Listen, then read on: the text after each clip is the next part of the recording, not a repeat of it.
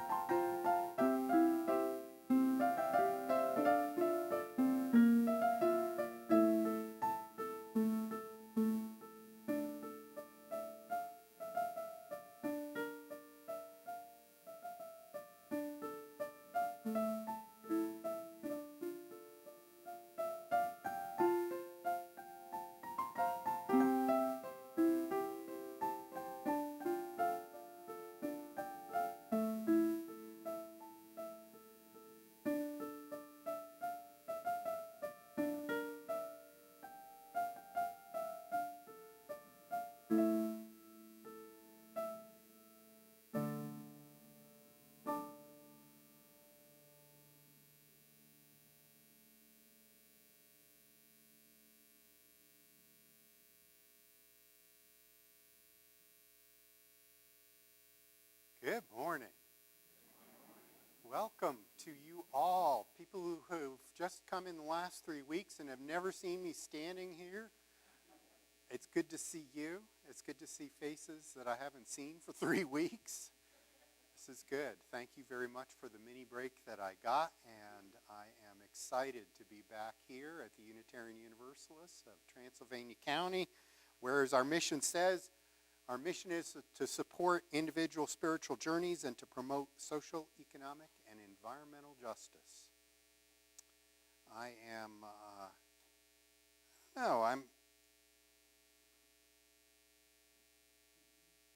am not sure if we, going into this topic today, are going to succeed. And so I have drawn this day from many different sources to bring you this sermon. Jewish, ethical humanist, a little bit of a Christian story in there, a unique one. Maybe throw in a little Emerson for a sprinkle of transcendentalism. When I welcome you to this space, I welcome you to a space in which we do believe, as we will hear from our soloist today, one light through many windows. And that permeates what we're doing here as Unitarian Universalists. Thank you for being in a space that welcomes this diversity. Thank you for being here and bringing your open minds and your open hearts. We are honored by your presence. I have a few announcements. I wanted to be sure to remind you of the tarp and tents drive. We were showing a slide earlier on that. This is a collection to help out with folks who are not able to gain safe housing, need a dry space in our temperate rainforest to be able to survive Maslow's hierarchies of needs. We have in the front of the church a box which already I noticed had a blue tarp or two in it, and we hope that you'll pack up, bring in those items. Now you may think, well, that means they need all sorts of other things too. Well, they may, but this drive is only for tarps and tents. Now, Unitarian Universalists, you may find, have a hard time sticking with a clear instruction. You are imaginative people. You will think of many ways of filling that box. But tarps and tents, just keep that in mind as you drive past Lowe's or wherever, hardware store, and maybe we will make one small difference in this need. We had a membership class here yesterday, and I heard that there were some folks who couldn't make it to yesterday's. Maybe you're watching online. And so Susan Slocum and I will try to figure out if there is another way we could squeeze in an orientation between now and the end of September recognition of new members. If you are at all interested in learning about this place, whether you're going to sign the book right away or wait and sign later, let us know immediately, because we're going to try to see what we can work out. We had a nice gathering in the social hall, and I am pleased by our success, a word that I will use a lot today. We are not successful in something I've been standing before you and talking to you about before, and so maybe I'll give you some more details. We are going to the mountain the second weekend of September. Here's a beautiful view that you can only see from the top of Mount Scaly. You want to go there. Why do you want to go there? Because it's beautiful. Because they have, as of the spring, and I tested it out, a brand new person who is providing food that they could even feed me, which, as you know, is impossible with the diet I have. And it was delicious. And we have several programs that are being lined up. We have a guest being brought by Bruce, who is an expert published in UU history, who will be leading a workshop in that. UU history isn't your thing. You could go for hikes. Or I've been told Jim Knoll wants to repeat his quilling workshop, and I will be helping us each think successfully about future and where we might go in our future. I mean, we just got a new vision statement here as a congregation, but how are we as individual? Come on in, Chris. Got plenty of seats. We've got so many things that we haven't told you about going to the mountain, and therefore we were unsuccessful in so far reaching the minimum. I never heard we had to have a minimum in order to pull off this retreat. So, if you are at all considering maybe spending a weekend with your best UU friends, you should go. That is exactly the right phrase. You should go. Dan and I went last year, and we had a wonderful time. It helped build our relationship. And now he knows more people here than I do, and I've been here 22 years. And for the people at home who didn't hear that, Carol's testimony was she and Dan came, and by the end of it, Dan knew more people than she had ever known in 20 years. You do get to know each other deeply in the ways in which we circle into small groups, ask each other questions, learn a little bit more about each other. So I hope you will join us, because if you don't, then maybe, I don't know what the mountain will tell us.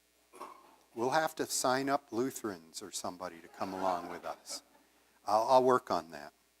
Those are the main things I wanted to emphasize, but we do have Super Sunday today, and everyone is welcome to partake. Thank you for those who have brought in soup to share with all of us for free, and for all of the people who are making it possible to clean all the utensils in the kitchen and everything afterwards.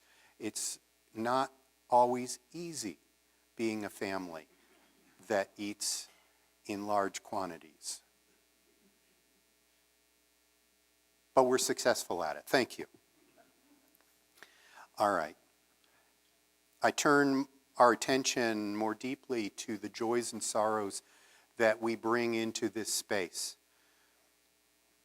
No one came in with a joy or a sorrow because there are no candles and there are no cards lit.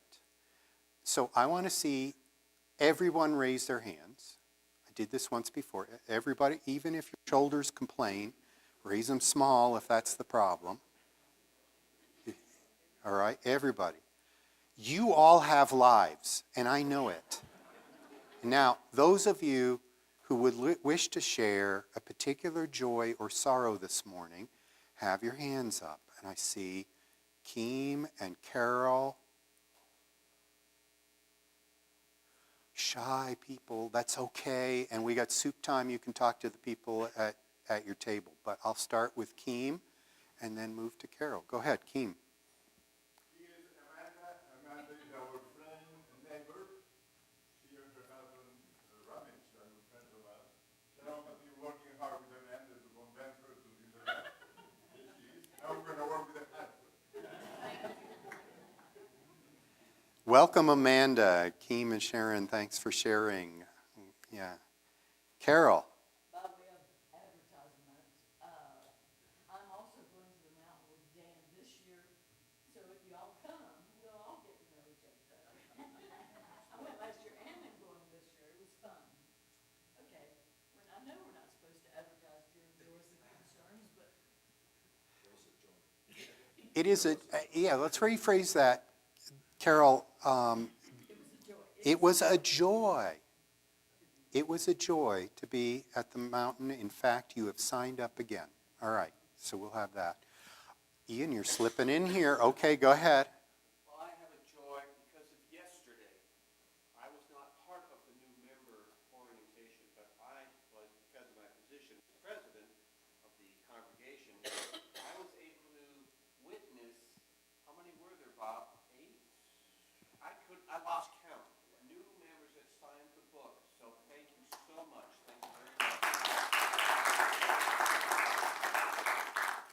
For those of you at home, Ian said it was a privilege to be here as president yesterday, joining at lunchtime with the new member class, and it looked like 8 people had signed the book, and he got to witness each one. That was great. The glow of these candles now will include one more to represent those things not yet shared or perhaps held in the hearts of those who aren't with us today. And I love that we can do this and remember to weave our fabric of community together. Thank you. Yeah, we'll catch you at lunchtime. Yeah. I'm trying, as I come back, to help us move the service along quickly.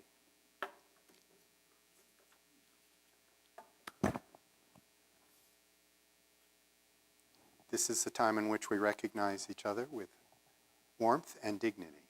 Will you turn to the people around you and recognize their humanity in our midst?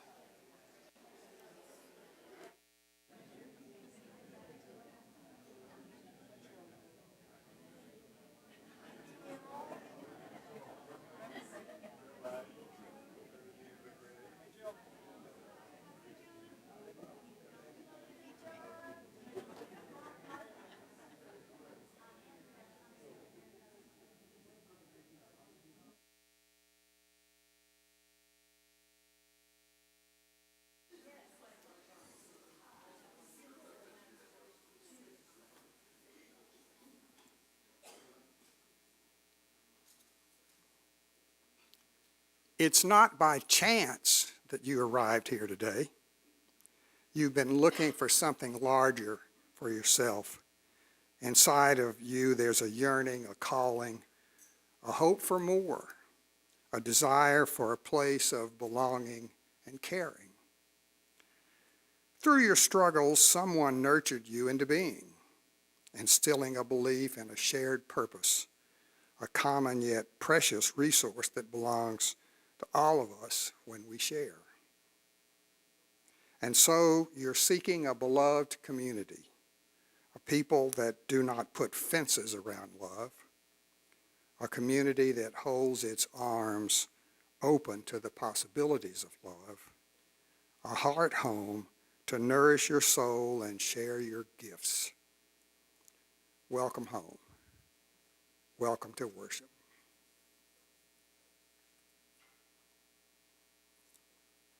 And now the opening hymn, if you will stand as you're willing and able, is number 21, For the Beauty of the Earth.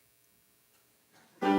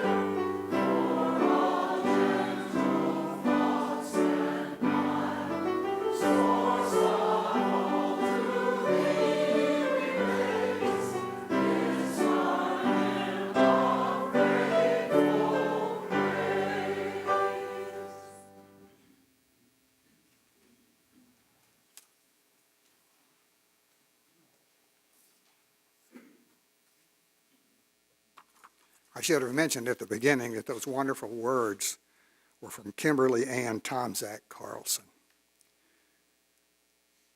And now we'll do our chalice lighting in unison. And if you'll join me in these words from Maureen Killeran.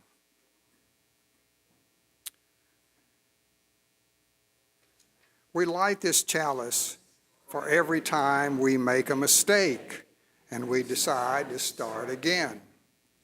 We light this chalice for every time we are lonely and we let someone be our friend. We light this chalice for every time we are disappointed and we choose to hope.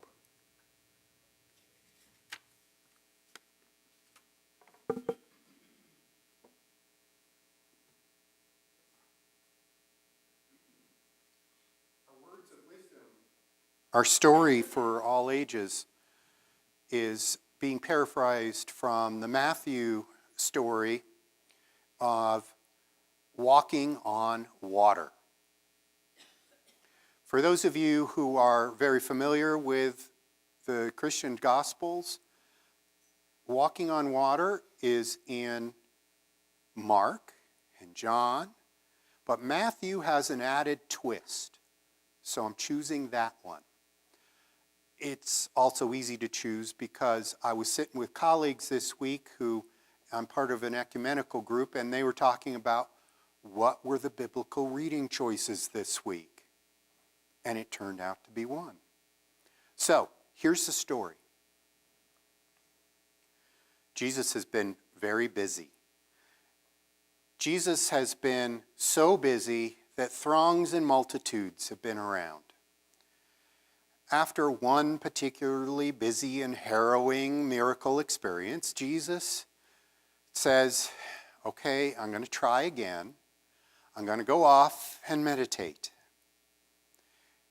And the disciples say, okay, well, we'll meet you where we're going next. Jesus says, go. Just go. I'll catch up with you. And so they get in a boat and they start across the choppy sea. And finally, after some meditation, Jesus, seeing them still proceeding out there, goes out and starts walking across the water to get to the boat. Now, the disciples, being who they are and the successful people they are, and always realizing their leader, say, "Ah, who's that? Is that a ghost?" Now, I say it this way because it actually says it in the scripture. They are looking at Jesus in his robes and saying, "Ah!" Now, for those of you who are from traditions that show the disciples have these halos around them in stained glass windows, I want you to remember they made plenty of mistakes. Like not recognizing Jesus walking across the water to them. So Jesus says, don't be afraid. It's me. And Peter says, well, if it's really you, ask me to come out on the water to greet you. Jesus says, come. Jesus then watches, and everybody watches, as Peter steps out of the boat and starts walking across the water too. Whoa. And being a disciple and an imperfect person, perhaps having been a Buddhist before and experiencing monkey mind, Peter gets distracted by all the wind and the waves splashing. And in that distraction, loses concentration for a moment and begins to sink. Ooh. And in a moment, refocuses attention and says, wait, Jesus, help me. And Jesus reaches out, and Peter refocuses and gets back up on the water. And they walk together to the boat. And they get in the boat, and they proceed to where they're going. As they're proceeding, everybody in the boat says, wow, Jesus, you're really the Son of God. As if we weren't far enough into the Gospels that they've said that 2 or 3 times already and what, forgot about it? Or maybe they hadn't said that. And maybe the teachings just sunk in. Get it? Sunk in successfully in that moment. So, there's our words of wisdom for today. Oh, offering. After a wonderful story, we now turn to you and say, we are making mistakes in the way we do our offerings here. Somebody pointed out with clarity to me that we have a whole bundle of envelopes in the bottom of the basket for you to put in money for El Centro. And it takes some finding and fumbling to get it and then put it in. And they said, Reverend Bob, why don't we just have one big, easy-to-find envelope for us to put the El Centro money into? And Reverend Bob is like, oh. But it was too late in the week for me to arrange that. So we're going to make you fumble for the little envelopes to put in money for El Centro to help support this month's charity that you voted on to help in this month of August. We can show the slide for El Centro and its purpose. Any money that you can't find a way to make it into an envelope left loose in the baskets goes to support the good of this congregation. We will now receive the morning offering.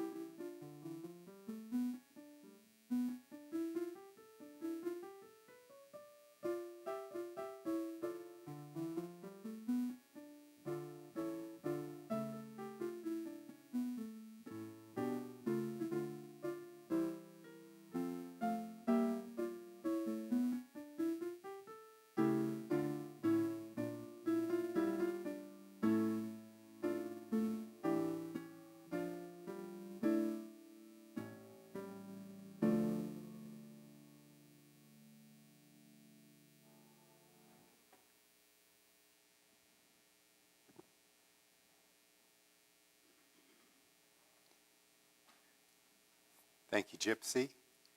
Thank you, Sharon. What is given in love, we receive with great joy. And we say, thank you.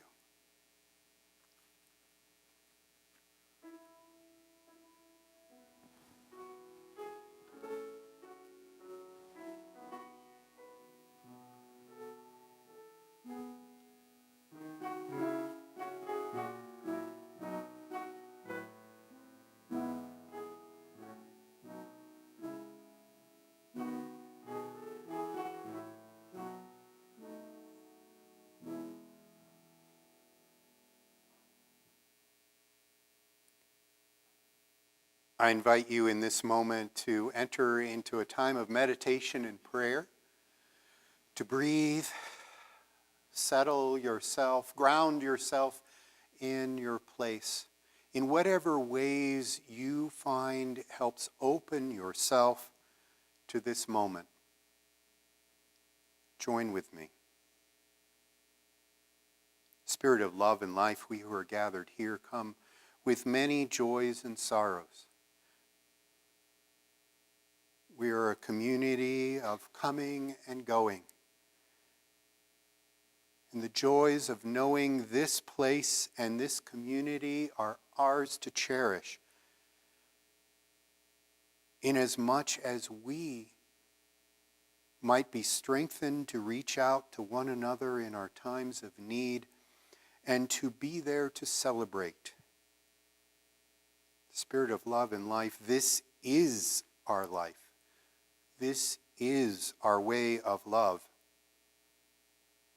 Our hearts are magnified and expanded in the knowledge of those who are among us. We welcome Amanda and thank Keem and Sharon for sharing Amanda with us and perhaps her husband too.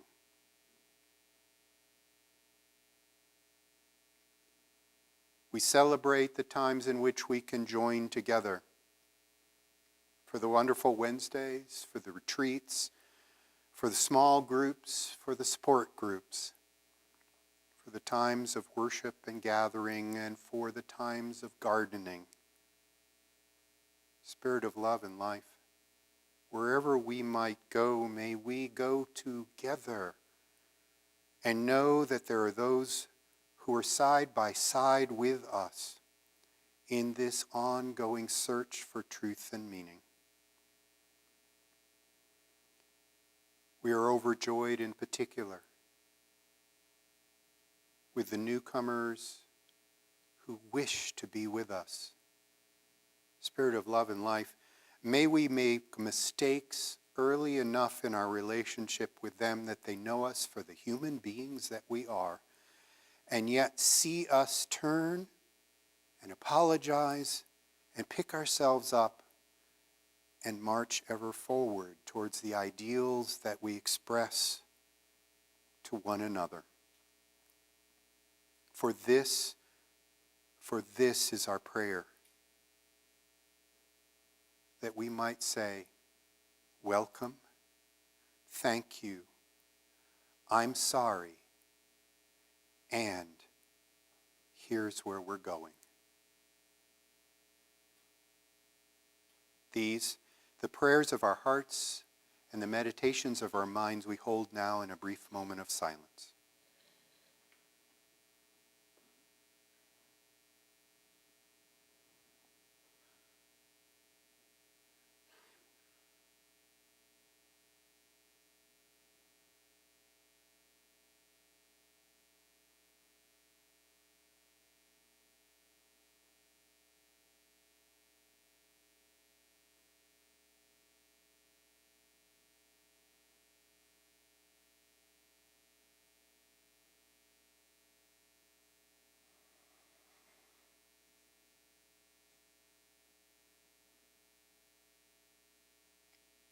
In the names of all those known and unknown, remembered and forgotten, in the names of all the helpers of humankind, we say amen. Blessed be.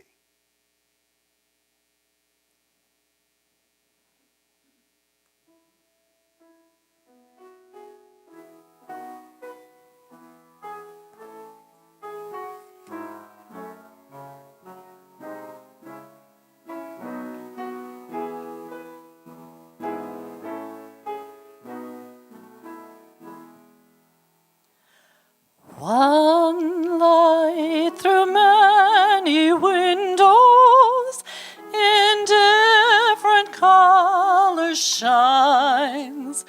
One flame from many candles burns bright within our minds.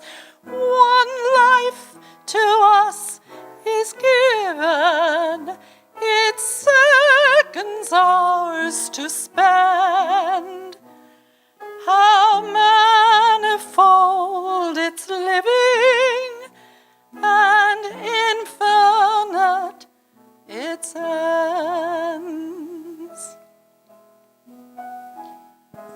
one God with many faces. We meet on different roads, who dwells in holy places and lives in low abodes. One earth with many nations must share a common sun, one world of celebrations, a universe at one. One light through one voice with many voices now rises from our hearts, and from our separate choices one chorus, many parts. One light through many windows in different colors shines. One flame from many candles burns bright within our minds.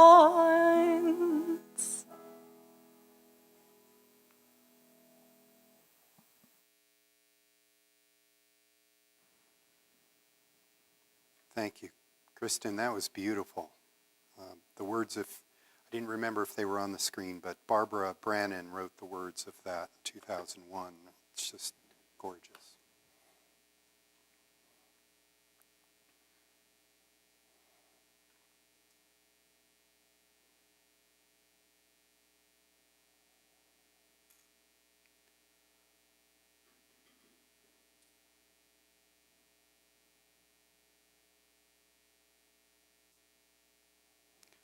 I'm going to reboot this.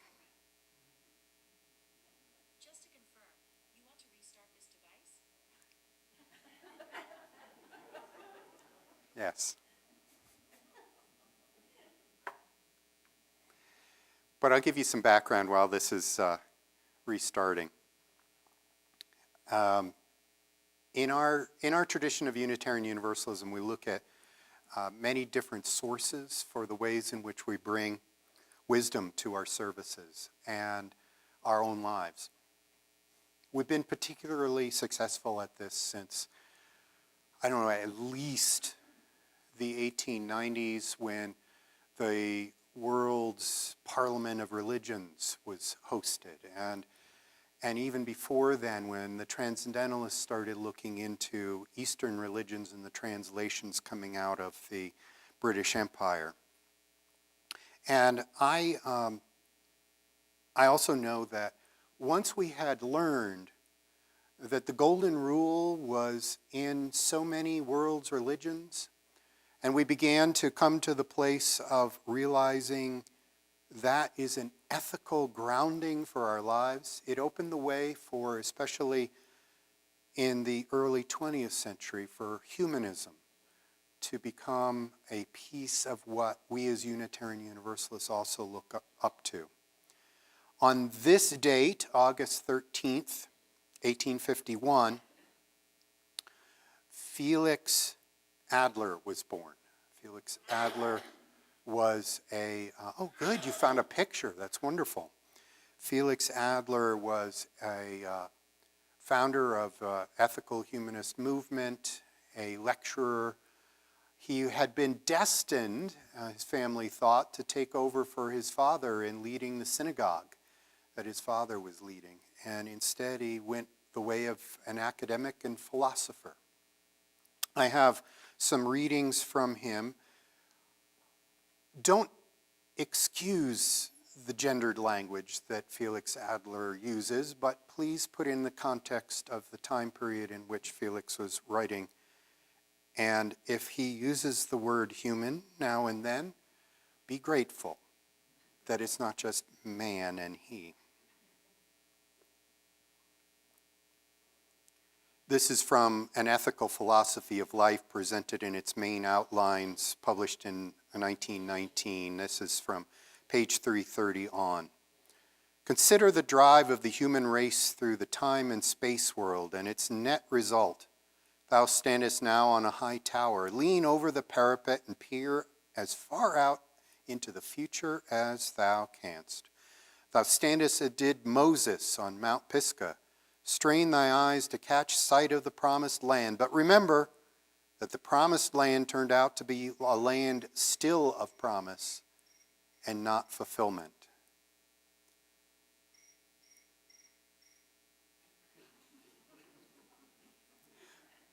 Thou art keenly interested in what may happen hereafter to the race which thou art interlinked, but the race, like the individual, will be cut off and become extinct before ever the ideal is reached. Remember, therefore, that the purpose for which humanity exists is achieved at every moment in everyone who appropriates the fruits of partial success and frustration. Whosoever, standing on the earth as a foundation, builds up for himself the spiritual universe, attains the purpose of human existence. What do we mean by success? What do you mean by success? As we go about our work, our retirement, our lives, our busyness, what's success?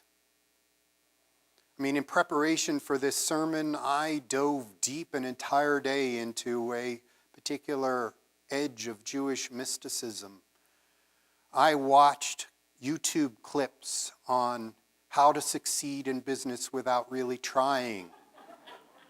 1961 Tony Award play that was then revived in the 90s and again by Daniel Radcliffe just in this century.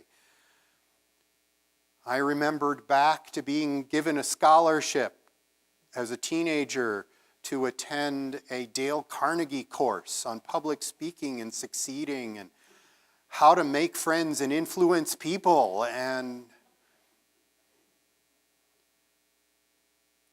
all of these echo in our society in a way that religions don't necessarily lift up what is truly successful. And so, I would like to tiptoe through the many different ways that religion might teach us something of success. Proverbs from the Jewish tradition says, "For a just man falleth 7 times and rises up again, but the wicked shall fall into mischief." The Kabbalah, as it appeared in the 12th and following centuries, through observance of Moses and the basic tenets of Judaism, also provided a means, as Wikipedia described it, a means of approaching God directly. It thus gave Judaism a religious dimension whose mystical approaches to God were viewed by some as pantheistic and heretical. I want to point out that the root word of heretical, heron, from the Greek means to question. Unitarian Universalists don't mind heretical because we don't mind questioning. On repentance, the thought and oral discourses of Rabbi Joseph Dov Soloveitchik.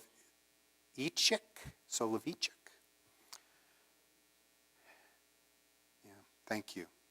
The sages of the Kabbalah assert that in the soul there are 2 sets of forces, constructive and destructive.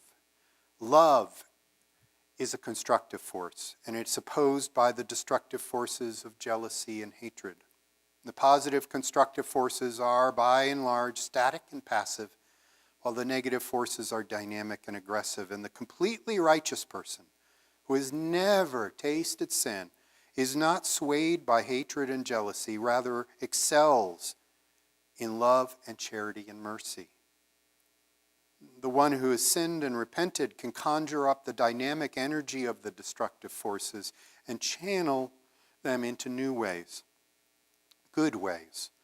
The same passion exhibited by the sinner in a thirst for iniquity can now be displayed in the fulfillment of mitzvot.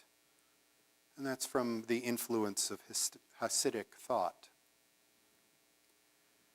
We started with that Proverbs passage and this particular interpretation by famous rabbi teacher because it echoes a theme. For a just man falleth 7 times and riseth up again. 7's a big number in Judaism. 7 days, 7 all sorts of things. 7 is important. If you have not fallen, failed 7 times and gotten back up, the mystical writings are such that you will not succeed. Why? Why have to fail and fall so many times? Well, that reading says something of it. Because those who have never, ever transgressed the rules of society, done something wrong, hurt anyone's feelings, or whatever else, who have never followed a passion that was directed in the wrong direction, have passively flowed through the stream of life, don't have anywhere near the strength to paddle in the way that's needed. Now, it doesn't mean that they are left out in some ways. They are indeed looked up to. But this is for all of us who are human. Remember, I said, I want our new members to be disillusioned with us early on. We are a people who make mistakes.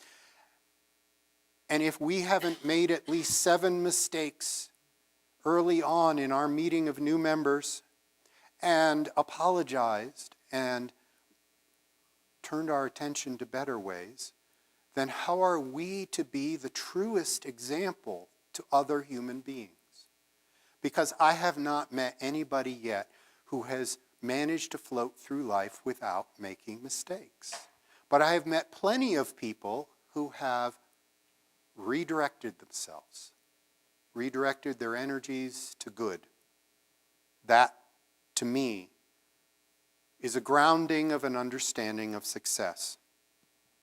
Adler talked about what he saw in the world and his disappointments. By 1919, from 1851 to 1919, he was in his later chapter of life.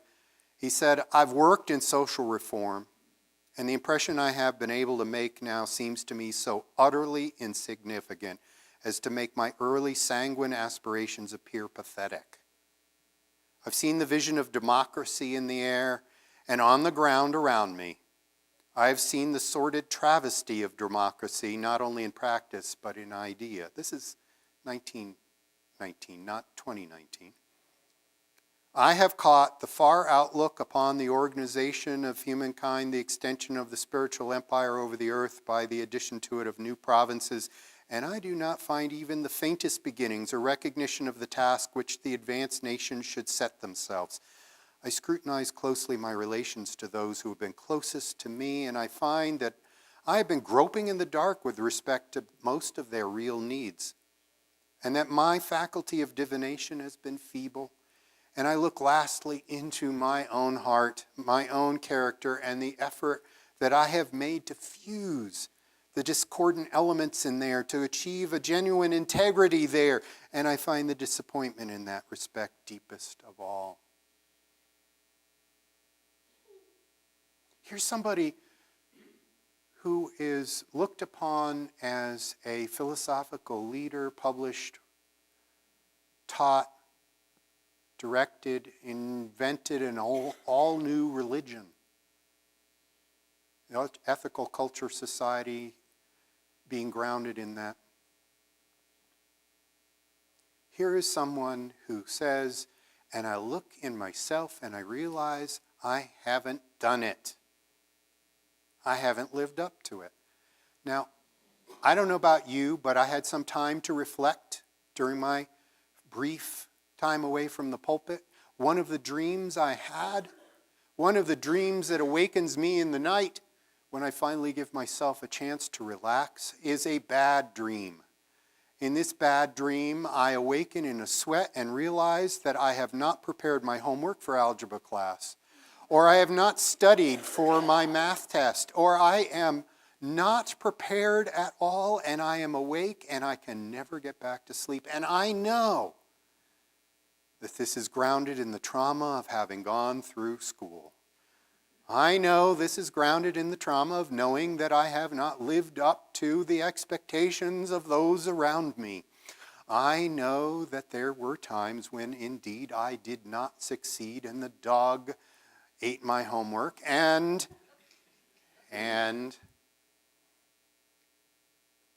sit there in that sweat and say, okay, I'm okay. And I will do better, and now go back to sleep.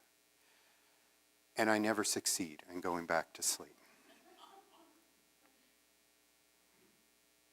We as human beings have to remember that success and failure intertwined may in fact reverberate through our lives in looking back into a way in which at some point in our life we didn't get done what we knew was in our power to do, and we had no excuse.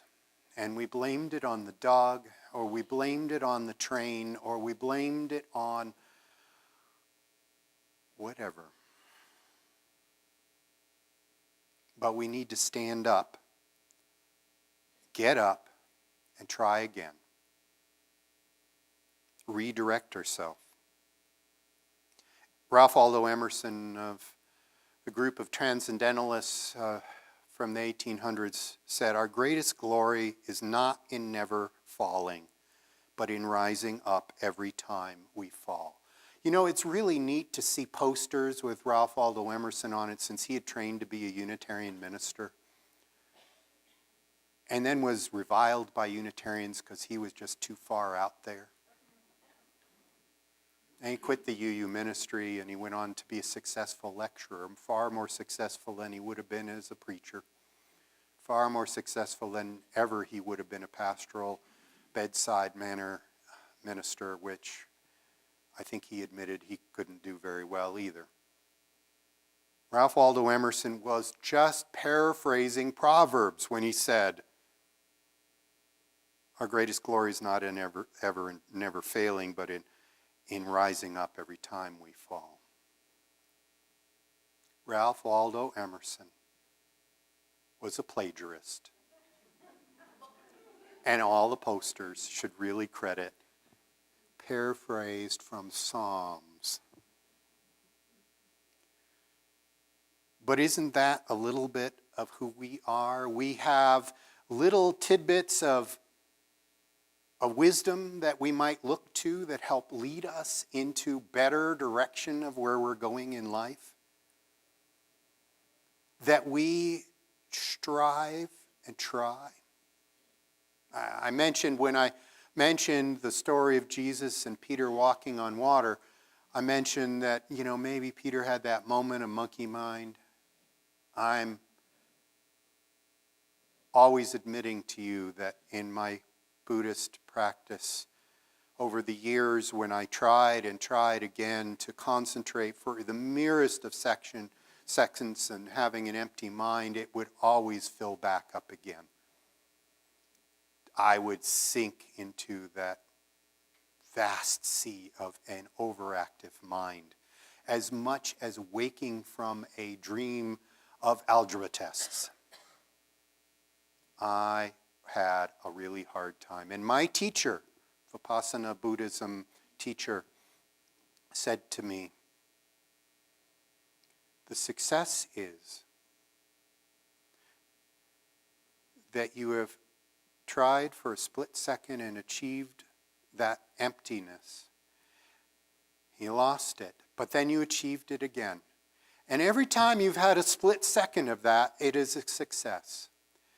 And I said, "All right."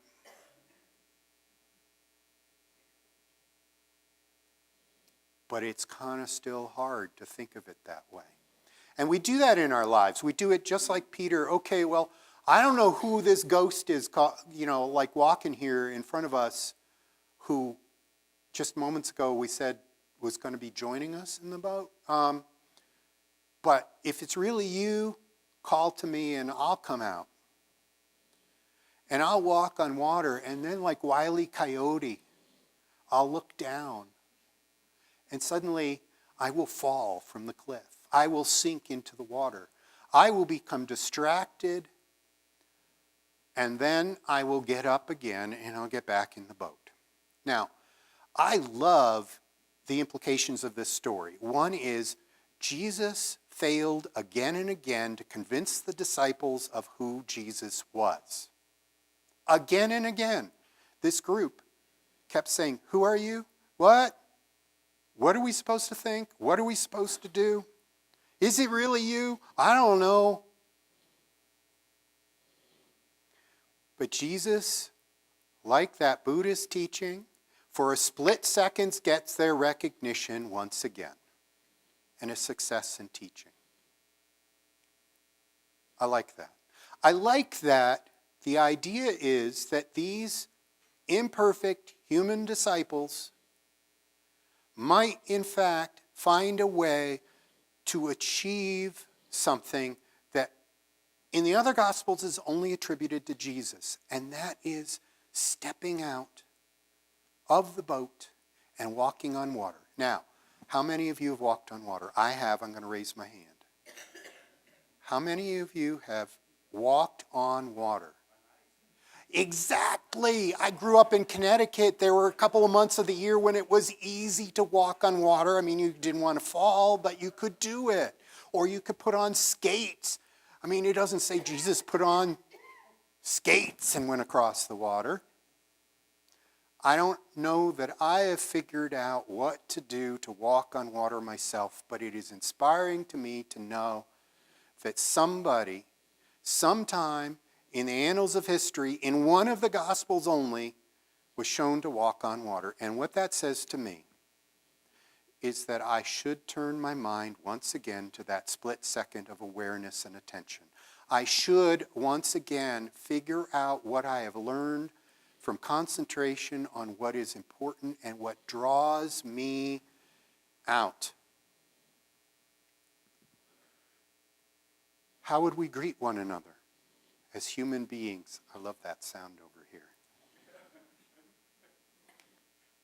You know why? Because I was told as an intern I succeeded because as soon as a congregant came to me in the line and said, as soon as you begin preaching, Bob, my mind wanders and I rest. It's a success I have. What Emerson asked his friends as he came to greet them was an interesting question. And it relates to this. If we know what it is that we're seeking, what we're reaching out to, what we want with us, his question is, as he greeted people, wasn't just, hey, how's it going? He said, what has become clear since we last met? And I believe that if we are to succeed, we might remember that instead of how's it going, how you doing? Because how you doing is like, oh, I'm fine. I'm a success. Thank you. Look at me. But no, what has become clear since we last met? And if I'm going to sum up what we have here in this sermon, it's in that. May we be clear. May we have the moment of concentration that we need since we last met one another. May we be successful time and time again, getting up from each time we fall and each mistake. May we model that, channel our energies, that the world is not so ashamed of admitting the ways we are imperfect. Because in reality, we're never in a permanent position of blessing. We're always turning back to seek it. Thank you. I invite you to rise and sing as you're willing and able a hymn that might talk about a perfect future, a promised land. Hymn number 140, Hail the Glorious Golden City.